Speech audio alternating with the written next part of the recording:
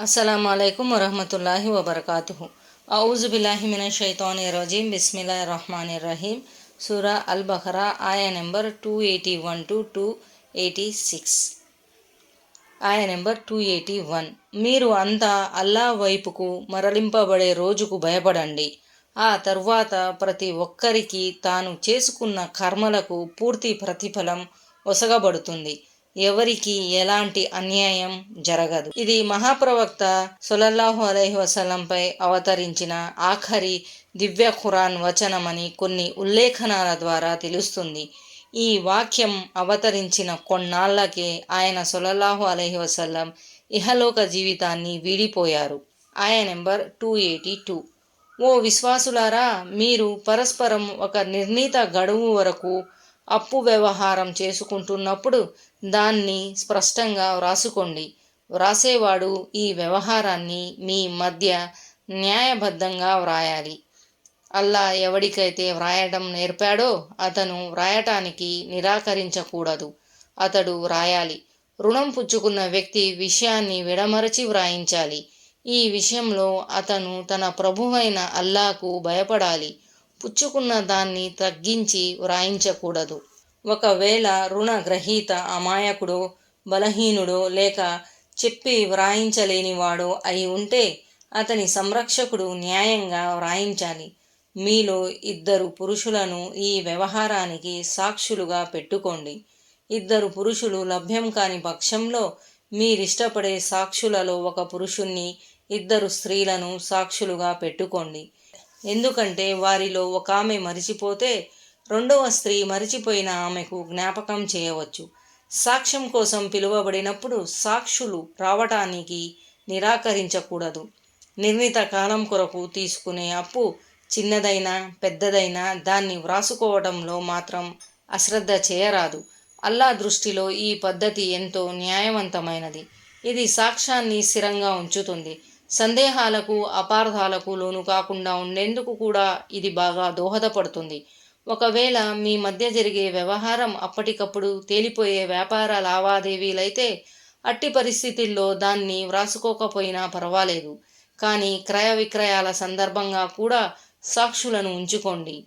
దస్తావేజు వ్రాసేవారిని కానీ సాక్షులను కానీ ఇరకాటంలో పెట్టరాదు అని తెలుసుకోండి. ఒకవేళ మీరు గనక అలా చేస్తే అది నియమ ఉల్లంఘన కిందకి వస్తుంది. అల్లాహ్కు భయపడండి. అల్లా మీకు పద్ధతిని నేర్పుతున్నాడు. అల్లా అన్నీ తెలిసినవాడు. వడ్డీ నిషేధించబడిన సమాజంలో దాన ధర్మాల గురించి నొక్కి వక్కాణించబడిన వ్యవస్థలో ప్రజలకు అప్పు అవసరం ఎక్కువగా ఉంటుంది. ఎందుకంటే ఇక్కడ వడ్డీ హరాంగా ఖరారు చేయబడింది. పోతే ప్రతి వ్యక్తి దాన ధర్మాలు చేసే స్థోమత కలిగి ఉండడు. అలాగే ప్రతి వ్యక్తి దాన ధర్మాలు పుచ్చుకోవటానికి కూడా ముందుకు రాడు. ఇటువంటి పరిస్థితుల్లో మనిషి తన అవసరాలను తీర్చుకోవడానికి అప్పు చేయటం అనివార్యం అవుతుంది. ఈ అప్పు వ్యవహారంలోనే గనక అజాగ్రత్త, అశ్రద్ధ వహిస్తే అది ఎన్నో అనర్థాలకు దారితీస్తుంది. అందుకే ఆయతే దైన్ అనబడే ఈ ఆయతులో, దివ్య ఖురాన్లోని అత్యంత సుదీర్ఘమైన ఈ ఆయతులో అల్లాహ్ అప్పు వ్యవహారానికి సంబంధించిన ముఖ్యమైన సూచనలన్నింటినీ స్పష్టంగా పొందుపరిచాడు. మనిషి దైనందిన జీవితానికి ఎంతో అవసరమైన అప్పు అతని పాలిట తప్పుగా పరిణమించరాదని, అతన్ని పప్పులో కాలేయకుండా ఉంచాలని ఈ కట్టుదిట్టమైన ఏర్పాట్లు చేయబడ్డాయి. అందుకే కాలపరిమితిని ముందుగానే నిర్ధారించుకోమని ఆదేశించబడింది. అలాగే లావాదేవీలు లిఖితపూర్వకంగా ఉండాలని కూడా తాకీదు చేయబడింది. ఆ వ్యవహారానికి సంబంధించి సాక్షులను కూడా ఉంచుకోమని నిర్దేశించబడింది. రుణగ్రహీత అల్లాకు భయపడుతూ ఉన్నది ఉన్నట్లుగా దస్తావేజు వ్రాయించాలి. ఎంత సొమ్ము అప్పుగా పుచ్చుకుంటే అంతే వ్రాయాలి, తగ్గించి వ్రాయకూడదు.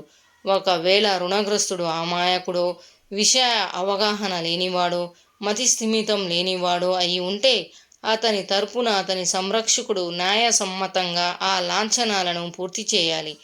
రుణదాతకు నష్టం వాటిల్లకుండా ఉండగలందులకు ఈ జాగ్రత్తలు తీసుకోవడం అవసరం. అంటే మీకు నమ్మకస్తులైన వారు, నిజాయితీపరులు అని భావం. దివ్య ఖురాన్లోని మూలం ద్వారా తెలిసే మరో విషయం ఏమిటంటే 2 మహిళా సాక్షులు ఒక పురుష సాక్షికి సమానం. అలాగే పురుషుడు లేకుండా కేవలం ఒక స్త్రీ సాక్ష్యం ఇచ్చినా అది స్వీకార్యయోగ్యం కాదు. స్త్రీ తప్ప మరొకరికి తెలియని వ్యవహారం అయితే అప్పుడు ఆమె సాక్ష్యం స్వీకారయోగ్యమవుతుంది. దావా చేసిన వ్యక్తి ప్రమాణం చేసిన పక్షంలో ఒక్క మగవాడు సాక్ష్యం ఇచ్చినా సరిపోతుంది కదా.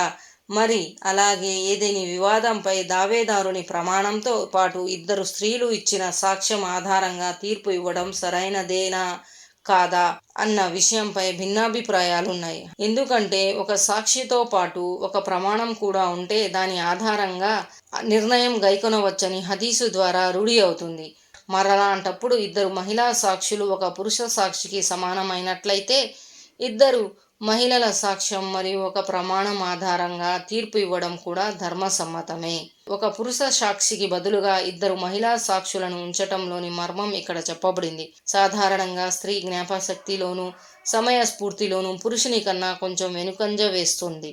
కొంతమంది భావిస్తున్నట్లుగా ఇది స్త్రీ జాతిని కించపరిచే ఉద్దేశంతో చెప్పబడిన మాట ఎంతమాత్రం కాదు. పురుషాధిక్యతను చాటడం అంతకన్నా కాదు. వాస్తవాల సంఘటనల ఆధారంగా ఇది ఎవరు కాదనలేని సత్యం. వ్యవహారం లిఖితపూర్వకంగా ఉంటే న్యాయం ధర్మాల పాలన సజావుగా సాగుతుంది.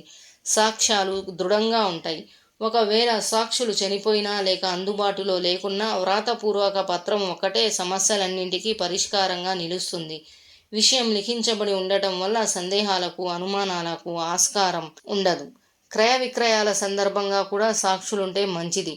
ముఖ్యంగా భారీ ఎత్తున సరుకును అప్పుగా ఇస్తున్నప్పుడు లేదా పెద్ద తరహా వాణిజ్య ఒప్పందాలు చేసుకుంటున్నప్పుడు ఈ సాక్ష్యాలు ఎంతో ప్రాధాన్యతను సంతరించుకుంటాయి. సాక్ష్యాలు లేకపోతే ఏదో ఒక పక్షం వారు మాట తప్పే విముఖత చూపే ప్రమాదం ఉంటుంది. కొంతమంది వ్యాఖ్యాతలు ఈ వర్తకాన్ని ఇండ్ల కొనుగోలుగా, దుకాణాల షాపుల అమ్మకంగా, పశువుల క్రయ విక్రయాలుగా తలపోశారు. ఇరకాటంలో పెట్టరాదంటే భావం దస్తావేజులు వ్రాసేవారిని, సాక్షులుగా ఉండే వారిని మరీ దూర ప్రాంతాలకు పిలిచి వ్యవహారం చేయటం, వారి సాధక బాధకాలను పట్టించుకోకపోవడం, అబద్ధపు విషయాలకు సాక్షిగా ఉండమని వారిపై ఒత్తిడి తీసుకురావడం, విషయాన్ని వక్రీకరించి వ్రాయమనడం, వారు ఒప్పుకోకపోతే బెదిరించటం, ఇవన్నీ ఇరకాటంలో పెట్టే నష్టం చేకూర్చే పద్ధతులే. అంటే మీకు ఏ ఏ విషయాలు అమలుపై తాకీదు చేయడం జరిగిందో వాటిని ఖచ్చితంగా అమలుపరచండి. ఏ విషయాలను విడనాడమని ఆజ్ఞాపించబడిందో వాటిని విడనాడండి. ఈ విషయంలో ఎల్లప్పుడూ అల్లాహ్కు భయపడుతూ ఉండండి. ఆయన నెంబర్ 283. ఒకవేళ మీరు ప్రయాణంలో ఉండి వ్రాసేవాడు దొరక్కపోతే వస్తువును తాకట్టుగా పెట్టండి. ఒకరికి మరొకరి పట్ల నమ్మకం ఏర్పడినట్లయితే తనను నమ్మి ఇచ్చిన అమానతును అతను వాపసు చేయాలి. ఇంకా అతను తన ప్రభువైన అల్లాహ్కు భయపడుతూ మసలుకోవాలి. మీరు సాక్ష్యాన్ని దాచకండి. సాక్ష్యాన్ని దాచేవాని హృదయం పాపభూష్టమైనది. మీరు చేసేదంతా అల్లాహ్కు తెలుసు. ఒకవేళ ప్రయాణావస్థలో అప్పు తీసుకోవాల్సి వస్తే అక్కడ పత్రం వ్రాసేవారు కానీ వ్రాతపత్రం కానీ లభ్యం కాకపోతే అప్పుడు అప్పు తీసుకునేవాడు అప్పు ఇచ్చే వ్యక్తి దగ్గర తన వస్తువును కుదవపెట్టాలి. మహాప్రవక్త సల్లల్లాహు అలైహి వసల్లం సైతం ఒకసారి తన యుద్ధ కవచాన్ని ఒక యూదుని వద్ద తాకట్టు పెట్టారు. తాకట్టు పెట్టబడిన వస్తువు ప్రయోజనం చేకూర్చేదై ఉంటే అట్టి ప్రయోజనం వస్తువు యజమానికే దక్కాలి, తాకట్టు పెట్టుకున్న వానికి మాత్రం కాదు. కాకపోతే తాకట్టు పెట్టుకున్న వస్తువు మెయింటెనెన్స్ కోసం ఏమన్నా ఖర్చు అయితే ఆ ఖర్చుల్ని వస్తువు యజమానిపై వడ్డించవచ్చు. మిగిలిన ఆదాయాన్ని మాత్రం వస్తువు యజమానికే ఇవ్వవలసి ఉంటుంది.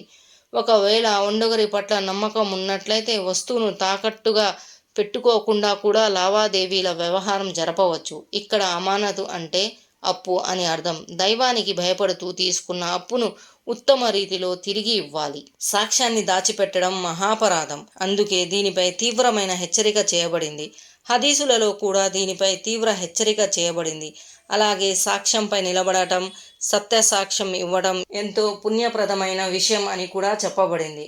మహనీయ ముహమ్మద్ సల్లల్లాహు అలైహి వసల్లం ఇలా ఉపదేశించారు: సాక్ష్యం కోసం పిలువబడకముందే స్వయంగా సాక్ష్యం ఇవ్వడానికి ముందు వచ్చిన సాక్షి అత్యుత్తముడు. వేరొక ఉల్లేఖనంలో అత్యంత నీచమైన సాక్ష్యం ఏదో కూడా తెలియజేయబడింది. అత్యంత నీచులైన సాక్షులెవరో నేను మీకు తెలుపనా? సాక్ష్యం ఇవ్వండి అని పిలవకముందే వారు సాక్ష్యం ఇచ్చేందుకు ఎగబడి వస్తారు. అంటే తప్పుడు సాక్ష్యాలు, అబద్ధపు సాక్ష్యాలు ఇచ్చేవారన్నమాట. ఈ పని చేసి వారు పాపాన్ని మూటకట్టుకుంటారు. ఈ సందర్భంగా హృదయం అంటూ ప్రత్యేకంగా ప్రస్తావించడం గమనార్హం. హృదయం మానవ శరీరాలన్నింటికీ సారథి లాంటిది. అది ఎలాంటి మాంసపు ముద్దంటే అది గనక సజావుగా ఉంటే శరీరం అంతా ఆరోగ్యవంతంగా ఉంటుంది. అది గనక చెడిపోతే శరీరం అంతా చెడిపోతుంది. ఆయన నెంబర్ 284.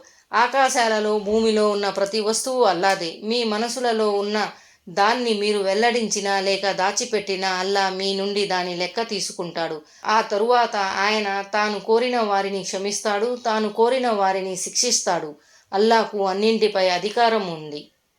ఈ ఆయతు అవతరించినప్పుడు మహాప్రవక్త ప్రియ సహచరులు తీవ్రంగా ఆందోళన చెందారని హదీసుల ద్వారా తెలుస్తుంది. వారు దైవ ప్రవక్త సల్లల్లాహు అలైహి వసల్లం దగ్గరకు వచ్చి, ఓ దైవ ప్రవక్త, మాకు ఆదేశించబడినట్లుగా నమాజ్, రోజా, జకాత్, జిహాద్ తదితర ఆచరణలను సాధ్యమైనంత వరకు మేము పాటిస్తూనే ఉన్నాము. ఎందుకంటే ఇవి మా శక్తికి మించినవి కావు. కానీ మనసులో జనించే ఆలోచనలు, ప్రేరణలపై మాకెలాంటి అదుపు ఉండదు. అవి మనిషి తాహతకు లోబడనివి. మరైతే అల్లా వీటి గురించి కూడా లెక్క తీసుకుంటానని ప్రకటించాడు అని విన్నవించుకున్నారు. ప్రస్తుతానికి ఏ ఆజ్ఞ వచ్చినా మీరు మేము విన్నాము, శిరసావహించాము అని అనండి అని మహాప్రవక్త సల్లల్లాహు అలైహి వసల్లం తన సహచరులకు సముదాయించారు. సహచరులు మారు మాట్లాడలేదు. వారు ఈ విధేయతా భావాన్ని చూసి అల్లా ఈ వాక్యాన్ని అవతరింపజేశాడు. అల్లా ఏ ప్రాణిపైన దాని శక్తికి మించిన భారం వేయడు. ఈ ఆయతు ద్వారా పై ఆయతు ఆదేశాన్ని రద్దుపరిచాడు.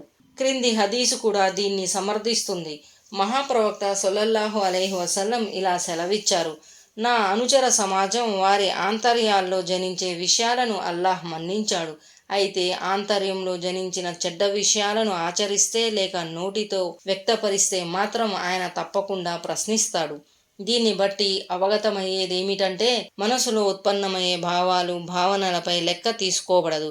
కానీ వాటిపై దృఢ సంకల్పం చేసుకుంటే లేక ఆచరణలో పెడితే మాత్రం నిలదీసి అడగడం జరుగుతుంది. అల్లా నిలదీసి లెక్క తీసుకున్న వారందరికీ శిక్షపడి తీరుతుందని కూడా అనుకోరాదు. ఎందుకంటే అల్లా లెక్క తీసుకోవడానికైతే అందరి నుంచి తీసుకుంటాడు. కానీ లెక్క తీసుకున్న తర్వాత చాలామంది ఆయన క్షమాగుణం ద్వారా ముక్తి పొందుతారు. మరికొందరైతే వారి ఒక్కొక్క పాపాన్ని గుర్తు చేసి ఆ పాపం చేసినట్లు వారి చేత ఒప్పించి కడకు వారికి క్షమాభిక్ష పెడతాడు. ఆయన నెంబర్ 285. తన ప్రభువు తరపున అవతరింపజేయబడిన దానిని ప్రవక్త విశ్వసించాడు. దాన్ని విశ్వాసులు కూడా సత్యమని నమ్మారు. వారంతా అల్లాను, ఆయన దూతలను, ఆయన గ్రంథాలను, ఆయన ప్రవక్తలను విశ్వసించారు. మేము ఆయన పంపిన ప్రవక్తల మధ్య ఎలాంటి విచక్షణను, భేదభావాన్ని పాటించము అని వారు చెబుతారు. మేము విన్నాము, విధేయులం అయ్యాము. మా ప్రభు, మేము నీ క్షమాభిక్షను అర్థిస్తున్నాము. కడకు మేము మరలి రావాల్సింది నీ వద్దకే అని అంటారు. ఈ వాక్యంలో మరోసారి విశ్వాసాల ప్రస్తావనను తీసుకువచ్చి విశ్వాసులకు విశ్వాస ప్రాముఖ్యతను జ్ఞాపకం చేయడం జరిగింది. తరువాతి వాక్యంలో అల్లా తన దాసులకు చేసిన మహోపకారాన్ని గుర్తు చేశాడు. అదేమంటే ఆయన వారిపై శక్తికి మించిన బరువు బాధ్యతలను మోపలేదు. ఈ 2 ఆయతులు అత్యంత మహత్పూర్వకమైనవని హదీసుల ద్వారా తెలుస్తుంది. దైవ ప్రవక్త సల్లల్లాహు అలైహి వసల్లం ఇలా ప్రవచించారు, ఎవరైనా సూరా బఖరాలోని చివరి 2 ఆయతులను రాత్రిపూట పారాయణం చేస్తే అవి అతని కోసం చాలు. అంటే వీటి మూలంగా అల్లా అతన్ని తన రక్షణలోకి తీసుకుంటాడు. రాత్రిపూట చేసే దైవ ధ్యానానికి ఈ 2 ఆయతులు సరితూగుతాయని మరికొంతమంది విద్వాంసులు అభిప్రాయపడ్డారు.